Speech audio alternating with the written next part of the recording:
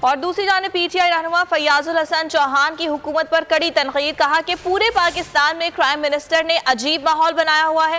سمیع ابراہیم سمیت کئی صحافیوں پر پرچے کروا کر ماحول خراب کیا گیا۔ اس طرح کے ہتھ کنڈوں سے یہ میڈیا کی آواز نہیں دبا سکتے۔ ظلم اور ظلمت کی یہ رات جلد ختم ہوگی، عمران خان پھر آئے گا۔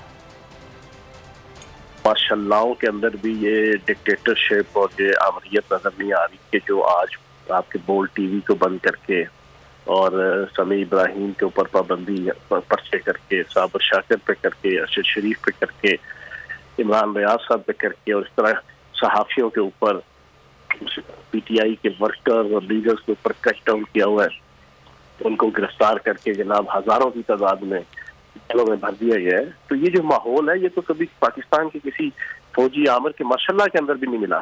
تو ہم اس کی پرزور مذمت کرتے ہیں، اور بولڈ ٹی وی کی جو نشریات بند کی جا رہی ہیں میں بھی اس کو بھی میں سمجھتا ہوں کہ انتہائی قابل مذمت ہے، اور میں ایک اکثر پیغام دیتا ہوں کہ دبا سکو تو صدا دبا دو، بجھا سکو تو دیا بجھا دو۔